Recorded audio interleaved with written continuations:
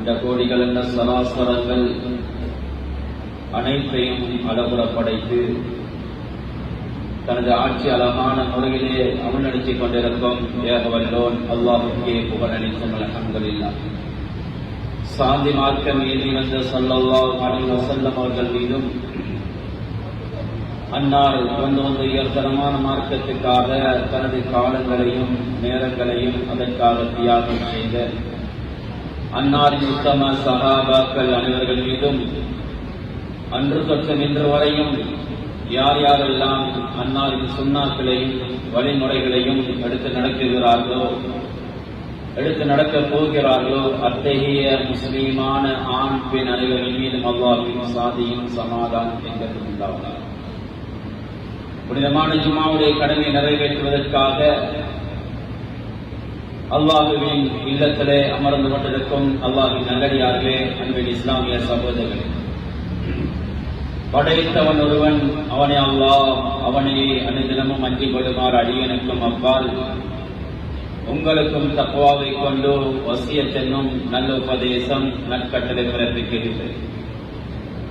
குறிப்பாக தனிமையில் இருக்கும் போது அல்லாஹ் தஆலாவை அஞ்சிக் கொள்ளுமாறு பயந்து கொள்ளுமாறு கேட்டுக்கொள்கிறது. அன்புக்குரிய சகோதரர்களே, பெரியார்களே, தரப்பட்ட தலைப்பு காலத்துக்கு ஏற்ற ஒரு பெருமதியான தலைப்பு தான்.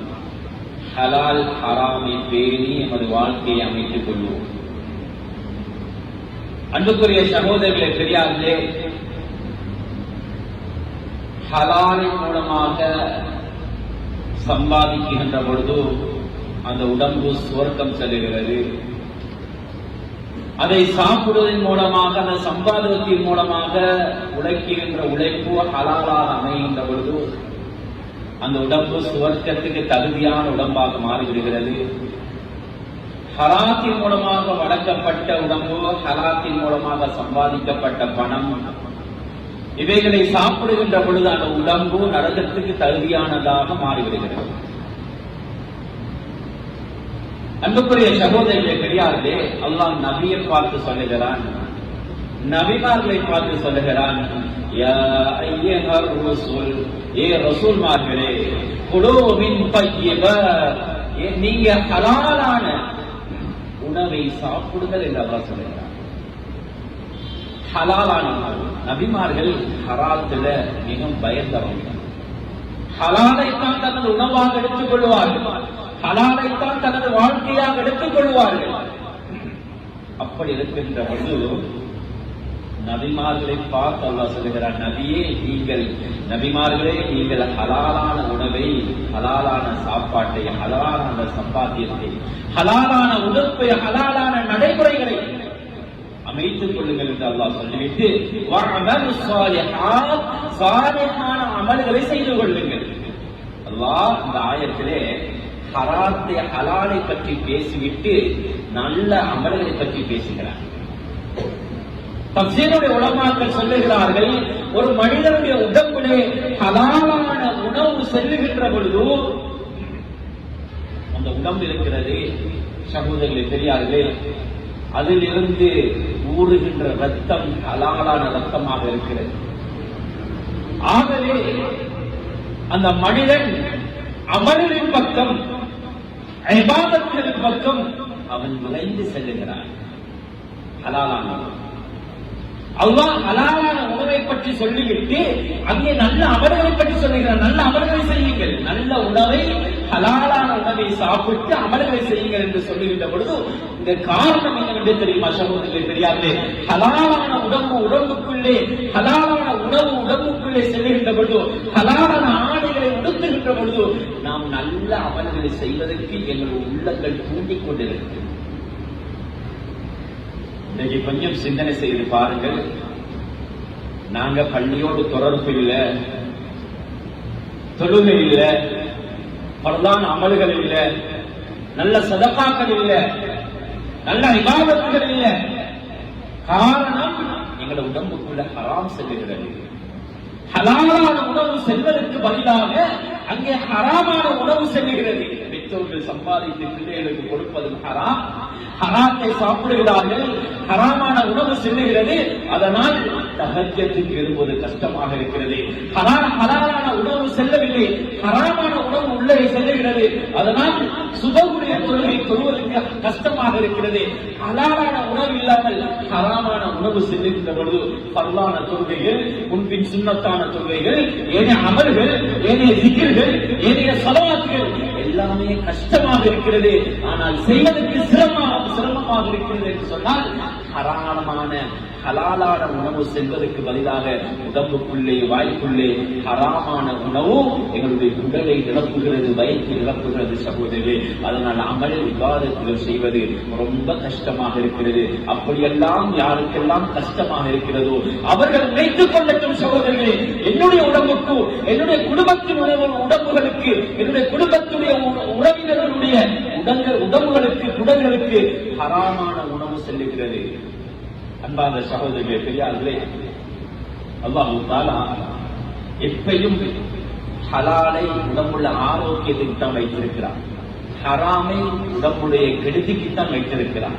ஏனென்றால் அல் குர்ஆன் அல்லாஹ் சொல்லுகின்ற பொழுது வயுஹில்லு லஹுமுத் தய்யிபாத் வயுஹர்ரிமு அலைஹிமுல் ஹபாயிஸ். அல்லாஹ் தஆலா அல் குர்ஆன்ல சொல்லுகிறான், உங்களுக்கு ஹலாலான உணவு உங்களுடைய உடம்புக்கு நல்லதை ஏற்படுத்துகிறது, உடம்புல ஆரோக்கியத்தை உண்டாக்குகிறது.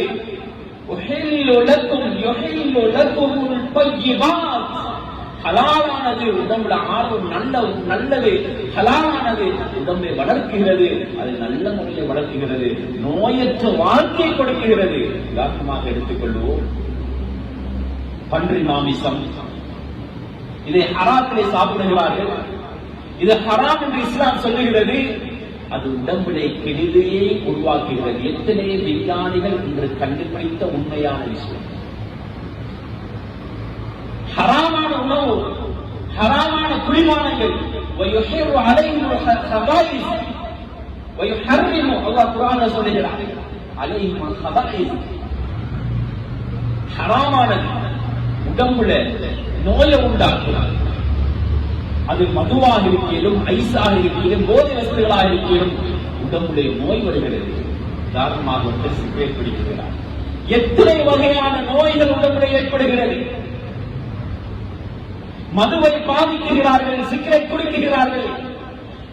அந்த புகையின் காரணமாக நுரையீரல் ஓட்டியாகிறது, சுற்றுச்சூழலில் இருக்கக்கூடியவர்களுக்கு பாதிப்பு ஏற்படுகிறது. எனவே ஹராத்திலே பல வகையான துன்பங்களும் பல வகையான நோயும் இருக்கிறது. ஆனால் ஹலாலான உணவிலே மனிதனுடைய உடம்புக்கு ஆரோக்கியம் இருக்கிறது என்பதையும் அல்லாஹ் தஆலா அல் குர்ஆனிலே சொல்லி காட்டுகிறார். இன்னைக்கு கணக்கே இல்லை நமது சமூகத்துக்கு சகோதரர்களே, பெரியார்களே. ஹராமான உணவை, ஹராமான சம்பாத்தியம், மாஷா அல்லாஹ் வெளியாக கட்டுகிறார்கள், கடையாக கட்டுகிறார்கள். ஹராமான உணவிலே விசேஷமான ஸ்பெஷலான சொகுசான வாகனங்களிலே சென்று கொண்டிருக்கிறார்கள். ஆனால் அதன் கூட கொஞ்சம் கூட உள்ளத்தில் கவலையாக இருப்பதில்லை சகோதரர்கள். நான் ஹராமான உணவிலே சாப்பிடுகிறேனே, ஹராமான சம்பாதியத்திலே என்னுடைய வீடை கட்டிருக்கிறேனே, ஹராமான உணவிலே ஹராமான பணத்தில் இந்த வாகனத்தை வாங்கி நான் என்னுடைய வாகனத்தை ஓட்டிக் கொண்டிருக்கிறேனே என்ற சிந்தனைகள் கூட இல்லாமல், கணக்கு இல்லாமல் இன்றைக்கு ஹராத்திலே கையை வைத்து அது கணக்கு மக்களுக்கு காட்டுவதற்காக நான் ஒரு பணக்காரன் என்று காட்டுவதற்காக வேண்டி ஹராத்திலே கையை வைத்து இன்றைக்கு உலகத்திலே தன்னை விட பணக்காரர்கள் இல்லை, தான் கண்ணியமானவன் என்று நினைத்துக் கொண்டிருக்கிறார்கள். ரப்புடைய பார்வையிலே இவர்கள் தாழ்ந்தவர்கள் சகோதரர்களே, ரப்புடைய பார்வையிலே இவர்கள் நரகவாசிகள் சகோதரர்களே. லா யதுகுலுல் ஜன்னத ஜஸதுன் ஊதிய பில் ஹராம். ஸல்லல்லாஹு அலைஹி வஸல்லம் சொன்னாங்க, எந்த உடம்பு ஹராத்தின் மூலமாக வளர்க்கப்படுகிறதோ, அது சாப்பிட்டு வளர்க்கப்படுகிறதோ அந்த உடம்பு சுவர்க்கம் போக மாட்டாது. ஜஸதுன் ஊதிய பில் ஹராம் லா யதுகுலுல் ஜன்னத. சுப்ஹானல்லாஹ். உடம்பு சுவர்க்கம் போகாது. கொஞ்சம் சிந்தனை செய்து பாருங்க. ஹராத்தின் மூலமாக வளர்க்கப்பட்ட உடம்பு இருக்கிறதே, அது நரகம் தான் போகும் என்பதை அல்லாஹ்வின் தூதர் ஸல்லல்லாஹு அலைஹி வஸல்லம் அவங்க அழகாக எங்களுக்கு தெளிவாக சொல்லி காட்டியிருக்கிறார். ஏன் நாங்கள் ஹராமான முறையிலே பணத்தை சேகரித்து இன்னைக்கு ஹஜ்ஜிக்கு போறாரு, உம்ராவுக்கு போறாரு. பார்த்தா 4 பேருக்கு கடன். அவன் வீட்டை சுத்தி வாழான். ஹாஜியாருங்க ஹாஜியார் வெளியே போயிட்டாரு. அடுத்த நாள் வாரான், எங்க அவர் உம்ராவுக்கு போயிட்டாரு. அடுத்த நாள் வாரான், அடுத்த கிழமை வாரான், எங்க ஹஜ்ஜிக்கு போயிட்டாரு. அடுத்த மாசம் வாரான், ஹஜ்ஜிக்கு போயிட்டாரு. அவர் அந்த காபத்துல்லாவை சுத்தி தவாப் செய்யறாரு. கடன்காரன் அங்க வீட்டை விட்டு சுத்தி அவன் தவாப் செஞ்சு கொண்டிருக்கிறார். அவன் வீட்டை சுத்தி வாரான், கடையை சுத்தி வாரான் கடன்காரன். இவரை போயிட்டு ஹஜ்ஜிக்கு போயிட்டு ஹராமான பணத்தை கொண்டு போயிட்டு கடனை வைத்துக் கொண்டு அங்க தவாப் செஞ்சு அங்க பைத்துல்லாவை அங்க ஹஜர் அஸ்வத அந்த கிப்லாவை அதை தவாப் செஞ்சு கொண்டிருக்கிறார். சுபஹானல்லாஹ். அதை சுத்தி கொண்டிருக்கிறார் கடன்காரன். இவருடைய வீட்டை சுத்தி கொண்டிருக்கிறார். அன்புக்குரிய மேலான பெரியார்களே, சகோதரர்களே, அப்படித்தான் போய் சென்றாலும் காபாவுடைய உதவியை கேட்டு பிடிச்சு கொண்டு ஹராத்தின் மூலமாக சம்பாதித்த பணத்தை கொண்டு போயிட்டு இவர் உம்ரா செய்கிறாரு, ஹஜ்ஜி செய்கிறாரு, அல்லது தஹஜ்ஜுல எழுந்து துஆ செய்கிறாரு.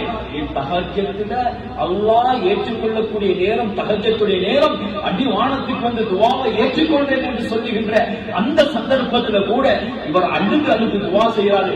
காபத்துல்லாவுடைய உதவியை பிடிச்சு கொண்டு துஆ செய்கிறாரு.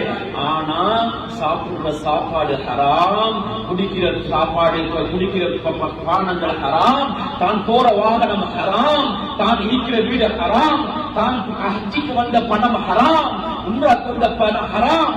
காபத்துல்லாவுடைய உதவியை பிடிச்சு கொண்டு யா அல்லாஹ் ஏண்ட பாவத்தை மன்னிச்சுக்கோ, எனக்கு ரஹ்மத் செஞ்சிடு, எனக்கு ரஹ்மத்தை தந்துவிடு என்று அழுது துஆ செஞ்சாலும் ஹராத்தின் மூலமாக சம்பாதித்த உடம்போ, ஹராத்தின் மூலமாக செலவழிக்கப்பட்ட பணம், இந்த துஆ ஏற்றுக்கொள்ளப்பட மாட்டாது. ஸல்லல்லாஹு அலைஹி வஸல்லம் அவங்க சொன்னாங்க. சஅத் இப்னு அபி வக்காஸ் ரலியல்லாஹு தஆலா அவங்க எழுதி கேட்டாங்க, யா ரசூலல்லாஹ் உதுல்லாஹ ஐயஜஅலனி முஸ்தஜாப தஅவா, அல்லாஹ்வின் தூதரே, என்னுடைய துஆ ஏற்றுக்கொள்ளப்படுவதற்கு எனக்கு யா ரசூலல்லாஹ் எனக்கு துஆ செய்யுங்க என்று ஸல்லல்லாஹு அலைஹி வஸல்லம் அவங்கட்ட சஅத் இப்னு அபி வக்காஸ் ரலியல்லாஹு தஆலா அவங்க எழுதி கேட்கிறாங்க. முக்கியமான விஷயம் இது. எல்லாரும் ஆசைப்பட்டது என்ற துஆ ஏற்றுக்கொள்ளப்படணும், என்ற துஆ அல்லாஹ் கபூல் செய்யணும், நான் சும்மா கையை ஏற்றினாலும் என்ற துஆ ஏற்றுக்கொள்ளப்படணும் என்ற விடயம் எல்லாருக்கும் ஆசை. இந்த ஆசையைத்தான் சஅத் இப்னு அபி வக்காஸ் ரலியல்லாஹு தஆலா உள்ளத்துல வச்சாங்க. ரசூலுல்லாஹ்ட்ட கேட்டாங்க, யா ரசூலல்லாஹ் உதுல்லாஹ், எனக்கு துஆ செய்யுங்க யா ரசூலல்லாஹ், என்ற துஆவை அல்லாஹ் கபூல் செய்யணும் என்று சொல்லுகின்ற பொழுது ஸல்லல்லாஹு அலைஹி வஸல்லம் சொன்னாங்க, அப்படி மத்அமக, உன்னுடைய உணவை ஹலாலாக அமைத்துக் கொள், உன்னுடைய சம்பாத்தியத்தை ஹலாலாக அமைத்துக் கொள், தகுல் முஸ்தஜாப தஅவா சொன்னாங்க. ஸல்லல்லாஹு அலைஹி வஸல்லம் அவங்க உன்னுடைய துஆ ஏற்றுக்கொள்ளப்படும்.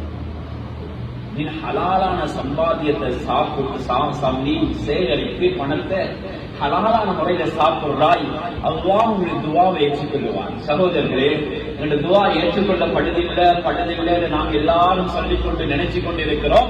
காரணம் என்னன்னு தெரியுமா? எங்களோட வாய்க்குள்ள போற சாப்பாடு, நாங்க சம்பாதிக்கிற சம்பாத்தியம் இது ஹராம் சகோதரர்களே. அதனால எங்களுடைய துஆ ஏற்றுக்கொள்ளப்படுவதில்லை என்பதையும் இந்த ஹதீஸ் எங்களுக்கு அழகாக ஸல்லல்லாஹு அலைஹி வஸல்லம் சொல்லி காட்டினாங்க.